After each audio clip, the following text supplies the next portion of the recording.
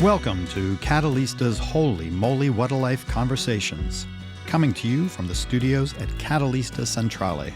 My name is Ed Goldberg. Holy Moly What a Life tell the tales of trailblazers whose legacies ebb and flow through time, embodying the potential to inspire new discoveries and enhance life for generations yet to come. Our first Bucky Fuller episode looks at Fuller's life and work. And in this conversation, we have two wonderful guests. Jaime Snyder is an educator, writer, filmmaker, and singer-songwriter.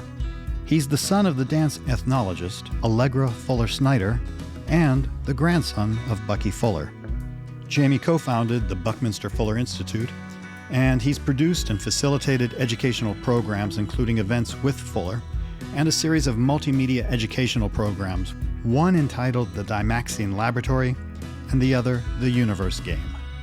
His film projects include the PBS American Masters program, Buckminster Fuller Thinking Out Loud, and Henry Miller, To Paint is to Love Again. Michael Ben-Eli is the founder of the Sustainability Laboratory. Prior to launching the lab, Michael pioneered the use of systems thinking and cybernetics for NGOs and international organizations, including the World Bank and the United Nations Environment Program. In 2016, Michael was inducted into the International Green Industry Hall of Fame and recognized with the organization's Lifetime Achievement Award. He also received the Cosmic Fishing Award by the Synergetic Collaborative of the Rhode Island School of Design. This award is given to individuals who are dedicated to advancing Buckminster Fuller's design science strategies to help humanity better understand complex connections with natural systems. Michael, Jaime, thank you both so very much for joining us for this conversation. Jaime, what's your earliest memory of Bucky? Wow, well, let's see. It's hard to pick one, but Bucky was actually a wonderful teacher in that he didn't direct me. Bucky loved boats. When I was, maybe 6 years old, Bucky loved interest. If somebody was interested in something, Bucky really wanted to answer the question. So he was doing boats. So I said, well, can I do a boat? Can I row? And then as Bucky would do, he really formally walked me through the process of learning boats and rowboats and how to row, and he was just so immersed. Anybody that was really interested in anything, he really gave it his all. I mean, that's a theme in his whole life and in my experience of his life. So he taught me how to row boats, and during the course of the summer, I would actually row to the next island, which had a mail dock. So I'd row over and get the mail for all the people on Bear Island. That was my sort of first venture. So I'm sure there's more abstract other experiences that sort of gets to the early territory. Michael, what are your earliest recollections of coming into contact with Buckminster Fuller and his work and life? Well, it's a long story, but it may be worthwhile. As a teenager in Israel, I knew that I wanted to study architecture. Buildings always had an impact on me. I was very inspired by Falling Water of Frank Lloyd Wright. So I knew that I wanted to study architecture. I had to wait all the years to finish high school. And then, of course, the years of the army. During my time in the army, a friend came one day, I think must have been 1960 or perhaps 61, and brought me the Time magazine article that featured Bucky on the cover. I didn't know anything about Bucky at the time. And he came with that magazine and said, look, I think this person is somebody after your own heart. So I read that article. Again, it was remote for me. But what impressed me a lot was the maverick characteristics of Fuller and his being basically an outsider of the main conventional centers. And that I thought was very interesting. And then I put that magazine aside, and I had still a year and a half to do in the army, and I kind of forgot it. The day after I was discharged, I left for London. I was meanwhile accepted to the AA, the Architectural Association, the school in London. And I left immediately. It was the end of August. I left, arrived in London. We started the first semester in September. In December of that year, Fuller was in London, and he gave a lecture to the Association of British Architectural Students. And for some reason, again, I still didn't make the connection. I ended up at that lecture, and what Bucky was talking at the time was an initiative that he was promoting that he called the World Design Science Decade. And what was the idea behind that typical Fuller? It was that all architectural schools, all architectural students in the world will collaborate on a 10-year program to do what? To redesign the world. Now, to me, architecture was Frank Lloyd Wright or Corbusier.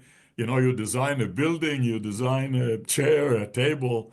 Here was someone talking about the whole planet as the object of design. I never heard anything like this. And it was like, you know, I was all of 21 at the time. It hit me like a 2x4 on the head. And I was sitting on the chair, almost trembling, I would say, with excitement. And as happens in this kind of situation, next to me was sitting a young man who was the painter turned mathematician, Keith Critchlow. He was not teaching me directly, but I knew him from the AA. So I turned to him in my excitement and say, how can we at the AA participate in that program? And Keith said, I've been doing some research already with Fuller on Fuller's synergetic geometry, and I'm going to meet with him tomorrow morning for breakfast. And why don't you join? So I joined. And that, of course, was the moment that was a life-turning moment. As it turned out, Fuller and I, we had a good chemistry right away. And I decided to work on that program. And it very quickly became apparent that a lot of it was in Bucky's head. Not too much was happening on the ground, although his office from Carbondale was trying to do some things.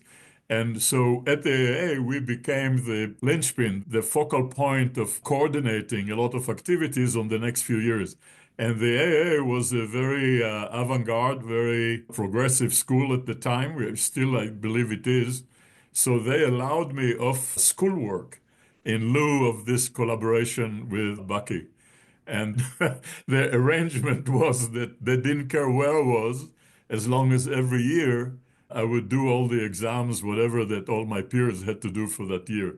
So the first year was really devoted to working on the first step in the World Design Science Decade that culminated in a big exhibition in the Tuileries Gardens in Paris. The second year, I spent most of the year with Bucky in Africa, in Ghana, where the local school in Kumasi was trying to reform itself along Fuller's philosophy. And so the third year, we had a big event in London. By the time I graduated after 5 years, Bucky invited me to join his group in Carbondale, and that's how I ended up in the States. So this was a little long, I'm sorry, but that's how I came to meet him and how I got associated with him and had the honor and the privilege and whatever, the luck to collaborate on a number of things for quite a few years. Thank you, Michael. Jaime, you spoke about some early days with Bucky. What about a little later in your life? When did you connect in such a way that you really felt, really moved in a more adult way, that this connection was something very powerful in your life? Well, I remember after my first year at University of UC Santa Cruz, I think this was right about 1973, but in any event, I had done, I think, 1 year. And one day, somehow, I don't know really how this came about, but between Bucky and Allegra, my mother, somehow at one moment, they together or separately said, well, do you want to travel around the world with Bucky? I mean, that'd be great, you know, and I think Bucky thought it would be great for me, and I thought, wow, that would be really fun. And I remember the very first day we landed, I think this was autumn of 1973, and I remember flying in to somewhere in the Midwest. We arrive together and, walk into a room with 5,000 people at this lecture hall. And right around, and then Bucky was doing 100 speaking engagements a year. And the wonderful thing about Bucky and sort of my recollection of it was he was very big on a word that was really important, landed in my life, but certainly that Bucky used, was the word initiative. I remember one of Bucky's maxims was, don't ask people to talk to you, but if they ask you a question, then you give them your best. But in this particular case, Bucky wasn't there to sort of tell me what to do and he was just like a precessional effect, to use one of Bucky's principles. Bucky was just like in orbit, literally. And I was sort of like, okay. And it was so natural that, what can I do to augment things and help? And I started to help coordinate the things and get the lecture people meeting up with the right folks and beginning to be a facilitator. And then not long after that, we stopped through Bucky's office, and he had a Ewer portable reel-to-reel tape recorder. I had already learned from Bucky about photography and things like that, so I was very interested. And he said, well, why don't you take this and why don't you record these lectures as we travel around, which I did. And I guess that they're in the archive somewhere. In any event, it was sort of up and running from day one. And that was quite a powerful teaching in and of itself, to use one of his phrases: find out what needs to be done and do it. The things that you're in a unique position to do them, then you'll find your way and things will work well.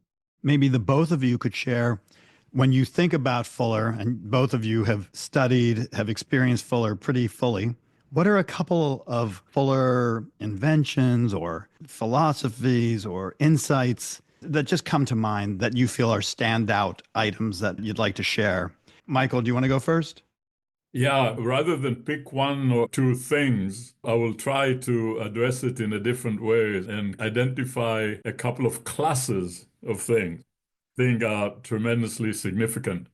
I think first, Bucky is popularly known for his artifacts, primarily the domes, the geodesic domes.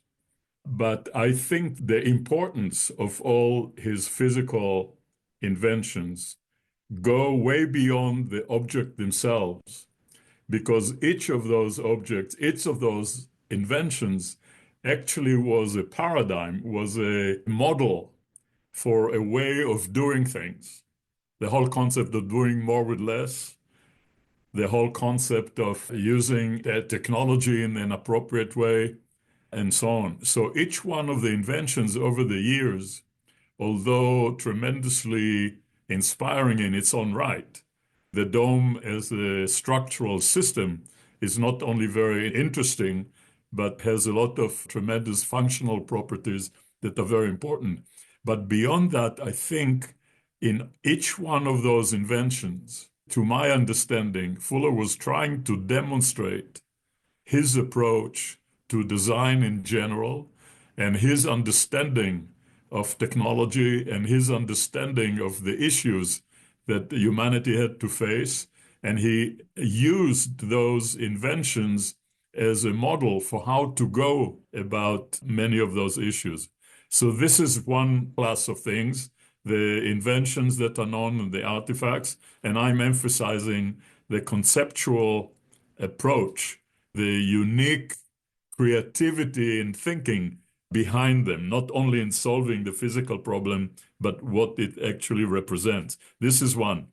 I think another arena that is not popularly known as much as the domes and other physical things, of course, are the synergetic geometry.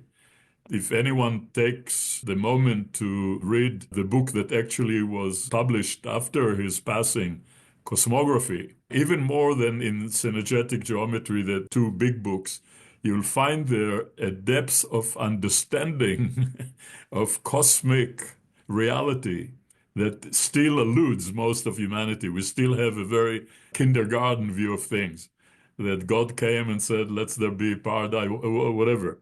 Here you have a penetrating view of the fundamental dynamics behind that tremendous show that the Hubbles are showing us today, of all that tremendous cosmic phenomena that we need to understand better, that we need to understand better our relation to it, that we need to understand better our position in it. We need to understand better our function within that totality, something that Fuller talked a lot about as well.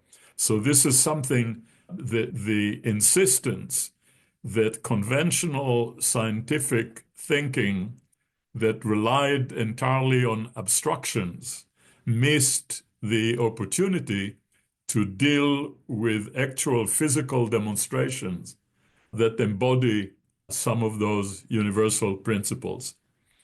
That's the second arena. The third one, which I think is as important, and maybe I'm emphasizing this because it was certainly very important to me at the time, and that was an interpretation, if you like, of human history and the interpretation of the position of humanity at this point in its history on the planet, in this point of its evolution on the planet. And that, of course, is very, very important because it forces you at the very outset to speculate about the function of humanity. Why are we here in the first place?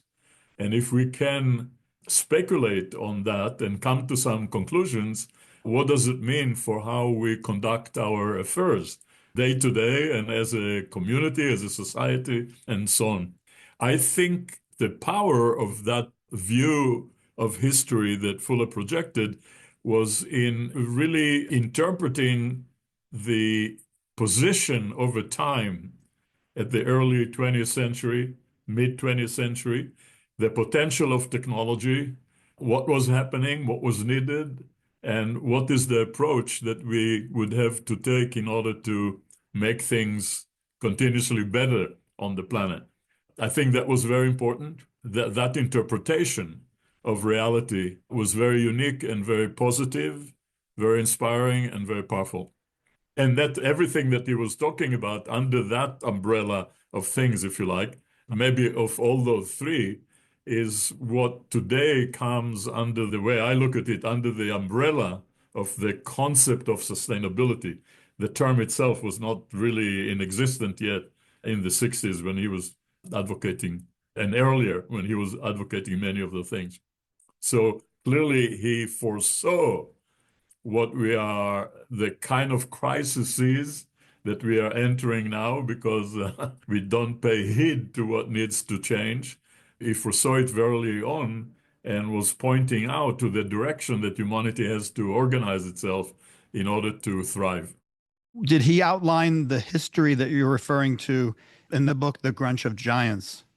No, I think that interpretation of history is spread over many of their books. In The Grunch of Giants, it was mostly a very courageous focus on the corrupting power of the industrial military, really, as Eisenhower pointed out, the corruptive power of the big corporations, the distorting effect that concentration of power has on reality. And that's why the Grunch of Giants, right? The giants here are the bad guys, and the bad guys are all these very large, ruthless, greedy, driving after money entities that basically continue to rule the world today in many ways.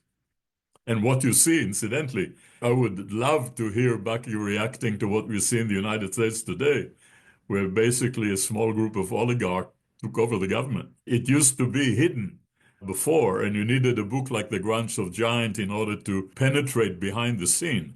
But now it's just publicly out. There's no hiding anymore.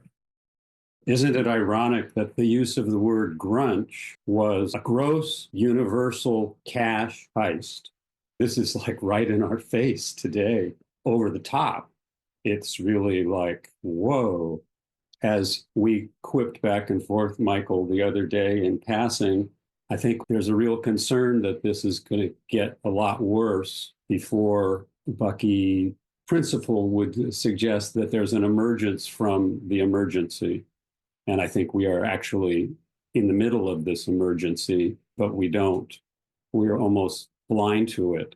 Isn't it a beautiful day? And it's great. And I got my car fixed.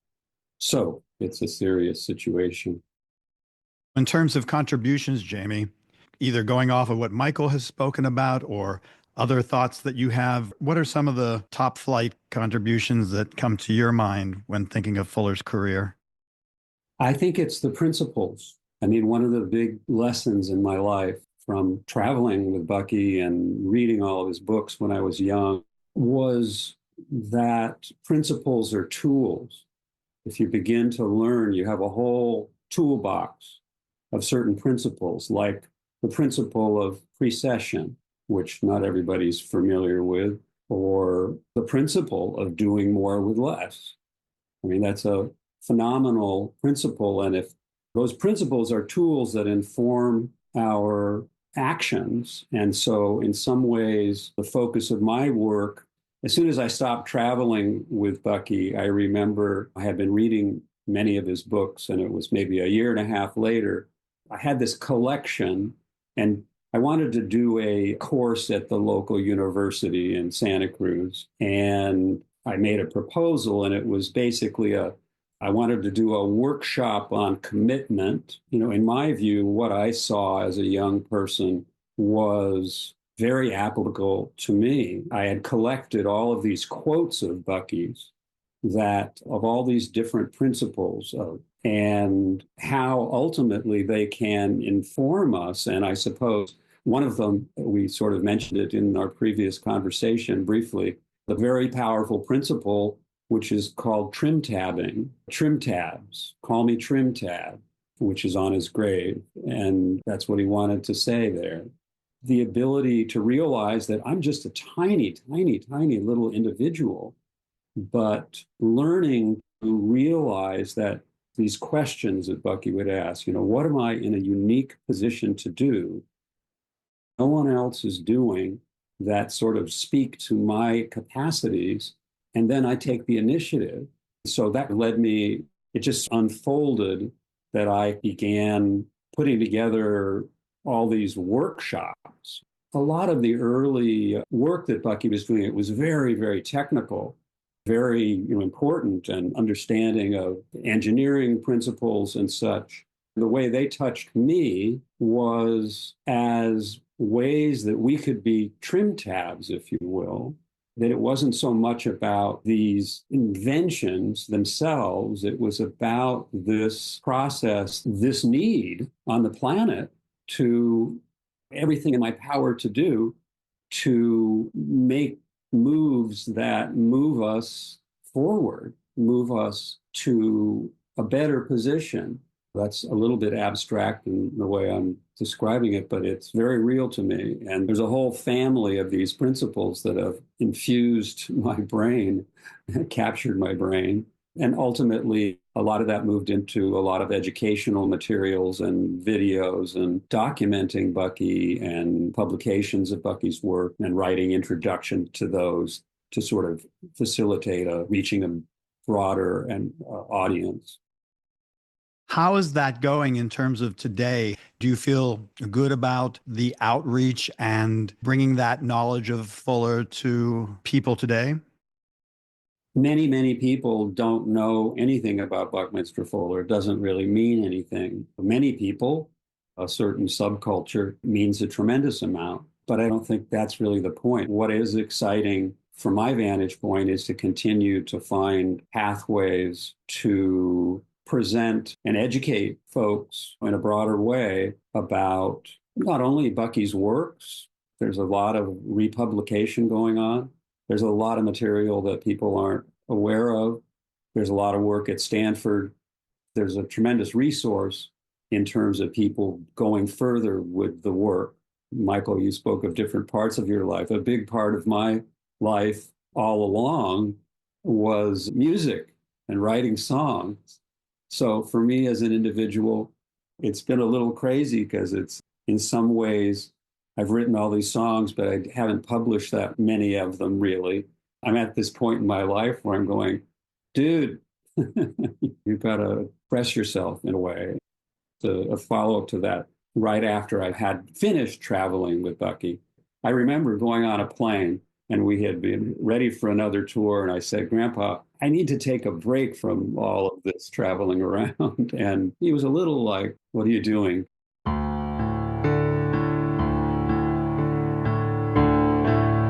I said, well, I think I'm just going to stay here at Bear Island while you go off on your next tour. What was really in my heart was I wanted to write music. And I just was up there on the island for 15 months. And I started writing these songs coming out of me. My second song was a little bit of a quip from Bucky's own lingo. The song was called The Great Mystery. And wonderfully, it started a whole different relationship I had with Bucky because he was so encouraging of my music. We would be up there on the island and he was in one room working on his manuscripts and I was in the other room at the piano and practicing, and then we'd have meals together and just renew, create. I've written a lot of songs. I had been to music school and I finished an undergraduate degree at music school, and I did a little open at UCLA. Allegra had arranged a room and I did a little concert for all of my friends, which was maybe 50 people. Including in the audience was Bucky and Anne, and among others, Buzz Aldrin, the astronaut, who had become a friend of Bucky's, and I just sang these songs. It's the end of misery when all are free. It's about being you and being me. So if you have to follow what you're being called to do. The funny thing is, Bucky is so much in my day-to-day life. I'm very big on synchronicity.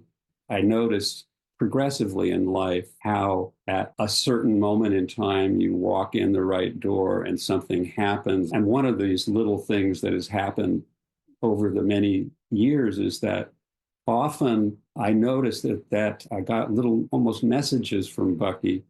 The code 712, which was his birthday at July 12th, literally, it's almost without a day, something will happen where I will, wake up out of bed and I'll look up at what time it is. And it's like, oh, 7:12. And it happens so often that it's like some sort of a little code, Morse code, a sense of connectedness that, again, is the name of the song, The Great Mystery. Relates back to Michael talking about the principles and the cosmography and the great mysteries.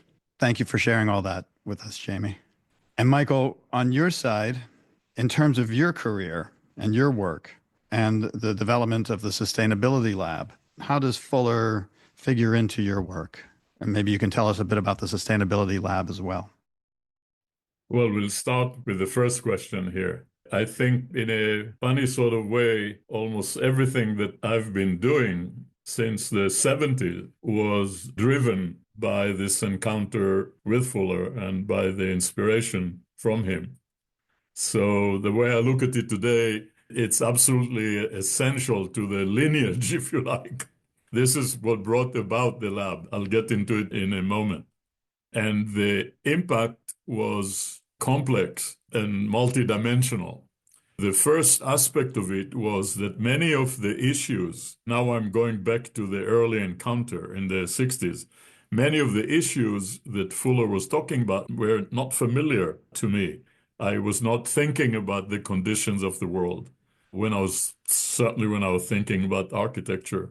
So the first significant thing in that encounter was that Fuller helped me open my mind to all those issues that today, as I mentioned earlier, come under the sustainability umbrella. I did not think about issues of world resources and population and the technology and all of those things. I was thinking more in conventional sense of spaces and how you design buildings and so on.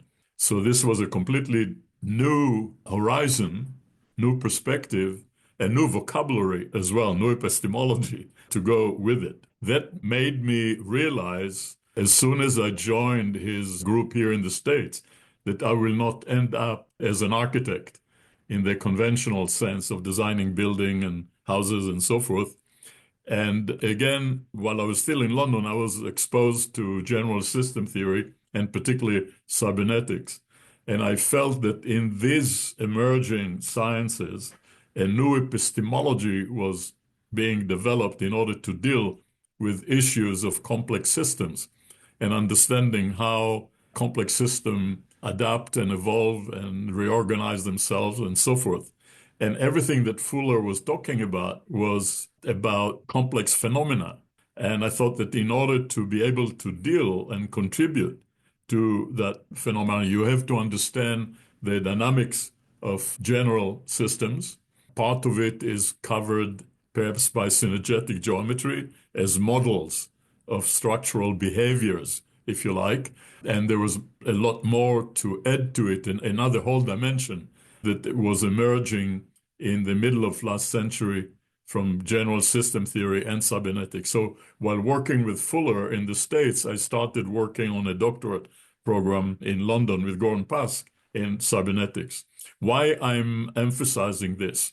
When you look at synergetic geometry, one of the bigger important messages there is that different aspects of phenomena have a structural reality behind them that determine the possibilities of behavior. Different dynamics that you observe are underlined by particular configurations that in the case of Fuller were expressed geometrically. One of the greatest insights of cybernetics that came from Norbert Wiener, the father of cybernetics, and his team in the early 40s, they wrote this really obscure paper that nobody ever looked at called Purpose, Behavior, and Teleology. In that paper, what they argued was that the observable output of any system is mediated by a particular internal structure. If you have a black box that does whistles and lights and some output comes out, remember the output is here interpreted as the behavior. That behavior is mediated by a particular structure that may or may not be obvious or visible. Why is that so important? Because whenever we try to reform or change something, the tendency is to focus on the behavior, not on the structure, which is a much more difficult thing. And as long as you focus on the behavior instead of the structure, you'll keep getting the same behavior. What it means is that whenever we want to bring about a new reality, we need to understand what are the underlying structure of that reality now and re-engineer that structure if we want to have change. Now, the important things here, and that's again another very strong connection to Fuller, it means that the change that we have to bring about to the world is not something that can happen through politics or verbal pressure or even focusing on goals that we'd like to see happen. We have to redesign. Design is becoming critical here. We have to redesign the underlying structure if we want to have a different behavior, a different state of the system. Why is it significant with respect to the concept of sustainability and the sustainability laboratory is that to most, sustainability is interpreted as a goal, as an objective, something nice to have. Hence the United Nations Millennium Sustainable Development Goal, that is basically a list of nice things to have if you could, without any understanding of the systemic connections, interplay between those different objectives, the limitations on them, and so on. And when you think about it a little more deeply, you realize that the whole concept of sustainability represents a systems state, we are an unsustainable place. We are on an unsustainable trajectory because the main engine, the structure of our industrial civilization is producing that state. And what is the structure? That structure has to do with the functioning of and that relates to the grants of giant in many ways. What is the structure? The structure is all the functioning, how the financial markets function, the whole corporate structure, the business schools that keep educating young people to pursue growth, profits, and growth at any price. So you've got here already the financial markets, the education system, the corporate structures, our whole view of the world, the epistemology that we use, and so on and so forth. So you have here an incredibly powerful structure that comprises of the key components, the key power structures in our current state of capitalism, if you like. And that system interacts in a way that self-reinforces and amplifies itself and resists, of course, with tremendous power, any attempts of change. And so to bring about the change that we need to bring about, it will not be enough to advocate or to have conferences about sustainability or to talk about sustainability. We need to really dive deep and redesign the state of human affairs on the planet itself. As long as the financial markets are not going to be changed with what they are pursuing, what they are considered of value and so forth, we are not going to get the result that we want. Now, the lab here comes at the moment of realization. At some point, like Jaime was saying, I'm a little entity. There's so much that I can do. I can't change the world. I can't change that reality. But I understood one thing, that what I could do is demonstrate models of how, very much like the geometrical models, if you want, I could produce models that will demonstrate how things should be if they could. And the idea behind the lab, therefore, is very simple, and that is that the kind of transformation, the challenges that relates to the kind of transformation that humanity has to undergo on the planet today, collectively, are unprecedented. They're unprecedented in scope, in magnitude, any other way. There's no experience. There's no experts on sustainability. Nobody knows how to manage the planet with 10 billion people in a more or less harmonious, peaceful, and abundant way. There's no experience. There's no cookbook to tell you what to do. There's no recipe that you can just follow. And if that doesn't exist, you need to experiment. And most of the entities that I experienced after my life with Fuller, so to speak, with the big international development agencies, the World Bank, the others, some corporate realities that went into the green space, those entities are not built to produce the kind of radical innovation that is required. They are not built for experimentation. If you want to develop a career in one of those institutions, let's say the World Bank, you cannot make too many mistakes, so you cannot experiment. And so where do you experiment? You experiment in the lab. And what does the planet need now? This is thinking that goes back to 2006, 2007. What does the planet need now is a global laboratory for sustainability innovations. And nobody was doing it. Why not do it? And so we launched the lab. And in the concept behind the lab, you will, if you are sensitive enough, you will hear an echo of all the concept of the World Design Science Decade with the concept behind it.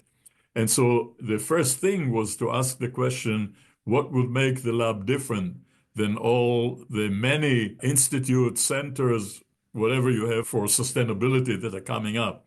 And I realized that there are two things that I didn't like: the definition of the concept of sustainability that came out of the UN, the Brundtland Commission, that sustainable development is development that takes care of current needs without jeopardizing the needs of future generation. This is the prevailing accepted definition at the face of it, which was actually signed off on in Rio at the meeting on the environment and development, signed off by all participating heads of state. So it looks like a very sensible, very positive definition, but when you look at it a little deeper, you realize it's very difficult to operationalize. You cannot compute economic utility values for future generations. Future generations are not with us around the table to decide what's good for them, and so on and so forth. There's a lot of weaknesses there.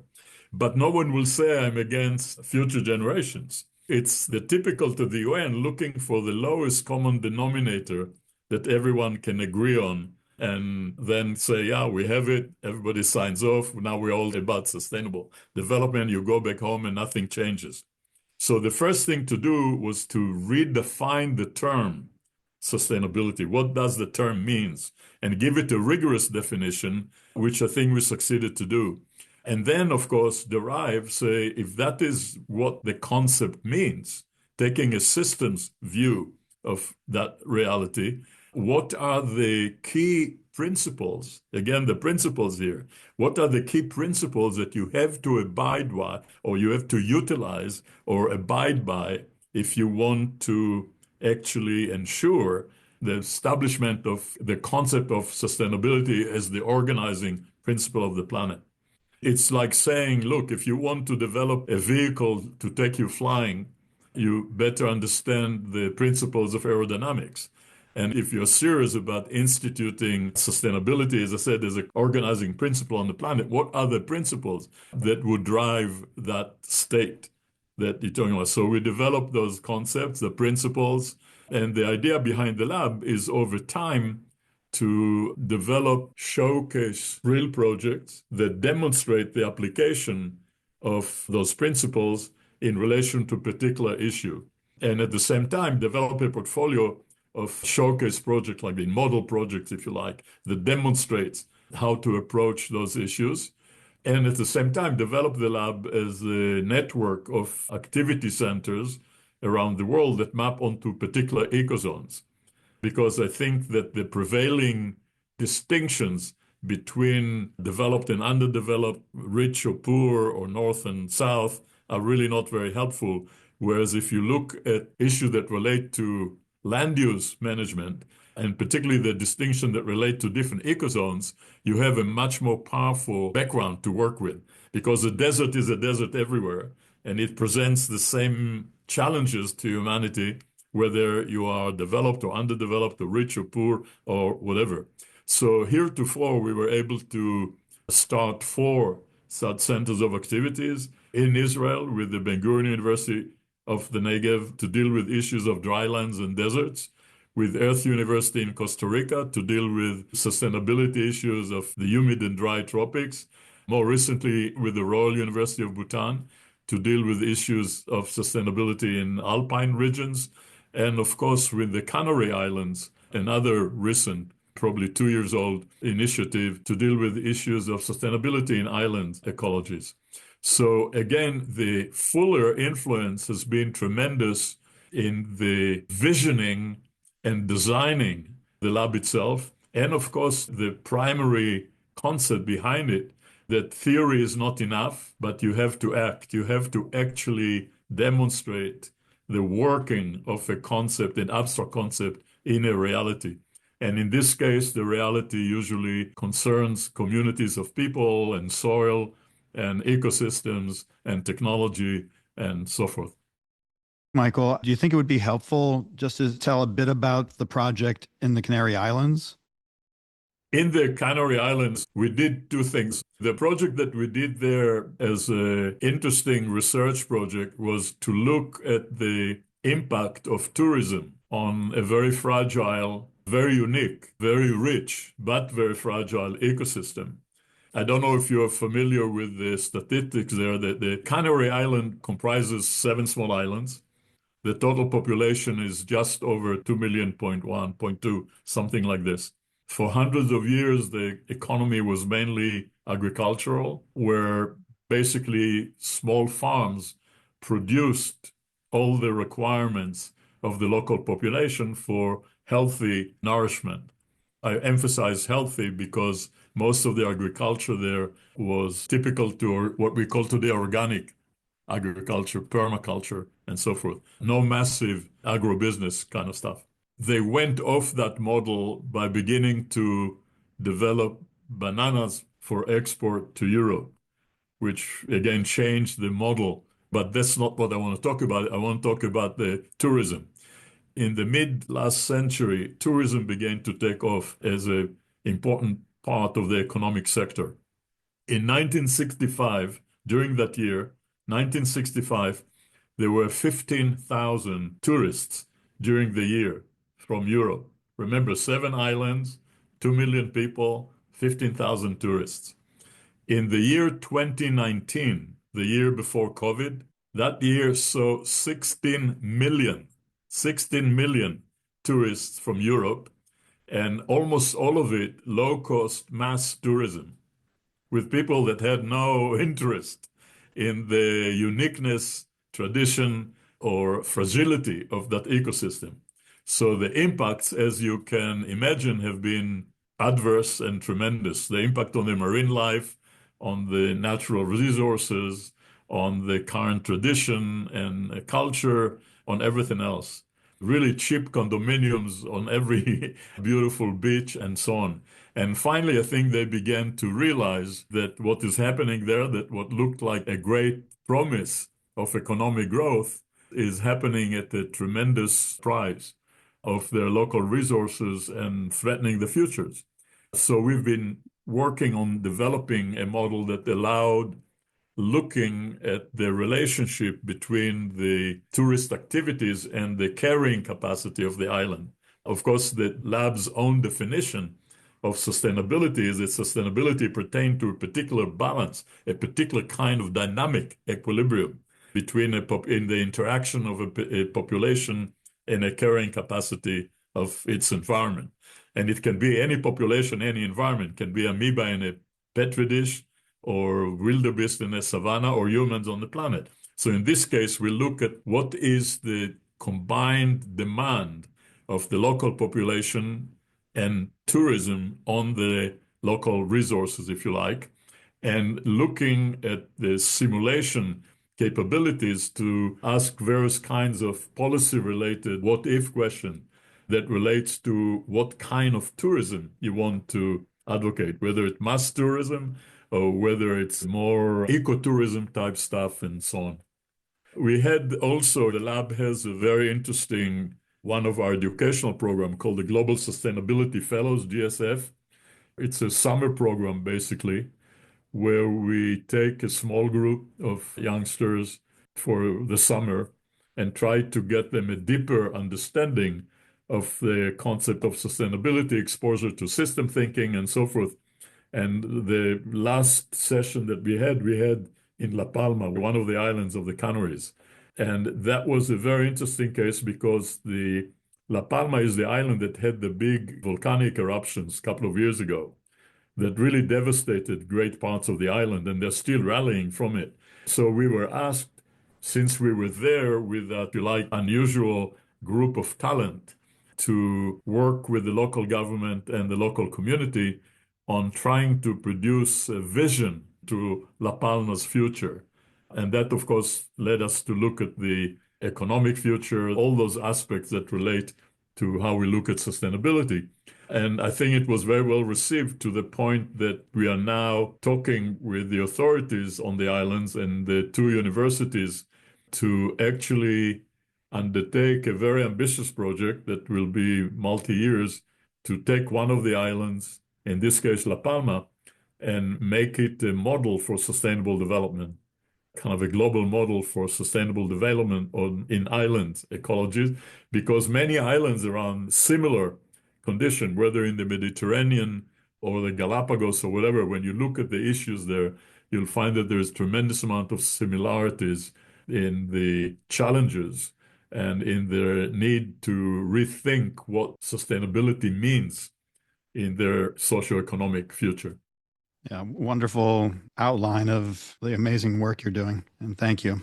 And going from that point, Jaime, of Michael just mentioned working with young people as an artist, as a communicator, as an educator, what are your thoughts when you think about young people today who would like to be part of some sort of transition, if we can say, from, like with Catalysta, we talk about moving from mutual destruction to planetary stewardship. What do you envision if you had your druthers? What could young people access? What would you like to see?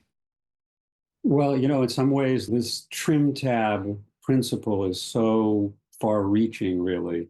I have an interesting example that I just want to share from my own local surroundings, which I was doing a lot of writing. And the place where I live in Santa Cruz, there's a beach called Seabright Beach. And when I first came there, there was an endangered species there, a snowy plover, a bird on the beach. It's a very long story, but it comes back to something so powerful, how what we think of sometimes as these very little teeny moves or domains, how powerful they really can be. So in this particular case, I first stumbled upon this. I'd go walk to the beach, and then I knew a little bit about the endangered species thing. And I started noticing over time that there were some volunteer people that for a couple of hours would be on the beach pulling out certain flora, if you will. I mean, certain kinds of non-local vegetation that were taking over, like a ice plant in our neck of the woods. It was very invasive, and it's not regenerative. It's not a sustainable species, so to speak. So I asked these people, well, what are they doing? So, a long story short, I've watched this and I've written about it a lot. And literally, I'm going to jump ahead and say maybe 12 years later, this process has been going on where now I would say along this whole section of beach, I'm going to say that maybe 75% of the non-native species have been removed, and they've been progressively woven in to the fabric. And it's so beautiful to watch because you see my memories of where it was. And now the other issue about this is that you're on a wall, and that's partly because of this ice plant and losing all the roots and all the native fabric, if you will. But in any event, I think it's what, in a very short order, I'm trying to say is that without any big fanfare, except there's like maybe one little sign on the beach that's sponsored by this group, this goes on to this day. And it's really so extraordinary to see how far it has come and how low key it is and how much impact it has had. And it's this organic, regenerative system. And I think that shows up really in so many parts of our lives, that our work really has a lot in all the many different facets of carrying on the way we live our lives in ways that are always looking towards regenerative systems. So I just wanted to share that example, but I think this is really a process of these little tiny moves that individuals do. They just add up to a great strength in the long run. That's the only way you can build it. Really, you have to go to something that literally not just in a plant system, but that is a regenerative system, builds itself if allowed to. It naturally wants to regenerate. So I don't remember what got me on that, but I just felt like it was an important way of talking about what we can do. And it certainly informs my day-to-day life greatly. Yeah, the trim tab concept is something that speaks in so many facets of my own life. And I think it's a really powerful concept for all of us to know about. And Michael, you spoke about the group of young people you had in the Canary Islands. Do you have anything else that you can add when thinking about either young people associated with the Sustainability Lab or young people in general who don't have all that many outlets, perhaps, or opportunities to really feel like they're connecting with something meaningful and worthwhile? What are your thoughts? Well, the first thing is to say that you have to create the opportunity. Don't wait for it. And the one thing that I think is very important for young people today to understand, and that is clearly something that Bucky was advocating, is do your own thinking. Think for yourself. Don't accept what everybody tells you is the truth. It's a very interesting situation that from the moment we are born into that world as a pure potential, if you like, we are immediately become subject to conditioning by the culture, by your parents, by your schools, by your job, by the culture, by whatever. And so slowly you lose the innate capacity, the innate potential that you had in the very beginning.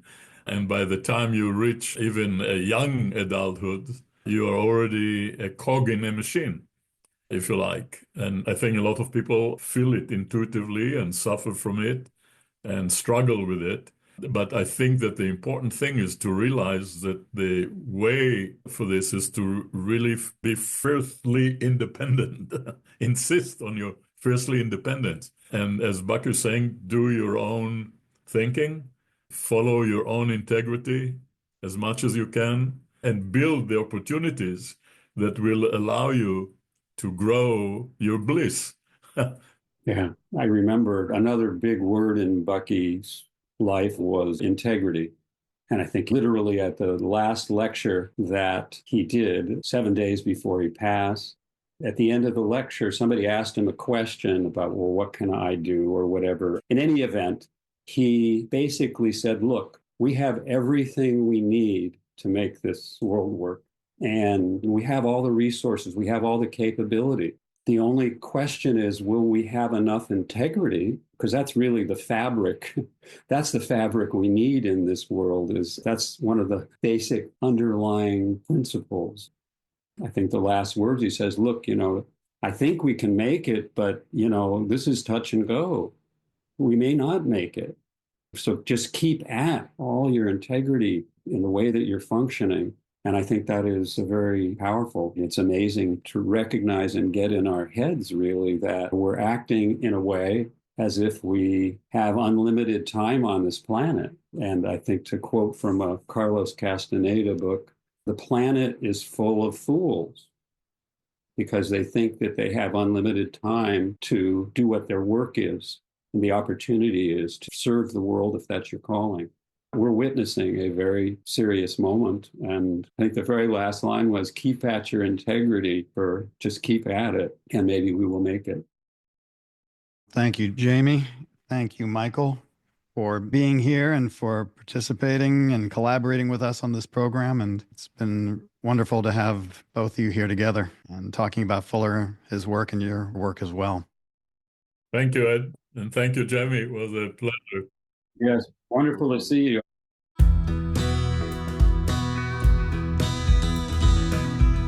Thank you for joining us for Holy Moly What a Life Conversations featuring Buckminster Fuller. And thanks to our guests, Michael Ben-Eli and Jaime Snyder. Holy Moly What a Life Conversations was edited and mixed by Chris Sanders. Our Holy Moly theme music is by Twen, with special musical interludes by Jaime Snyder.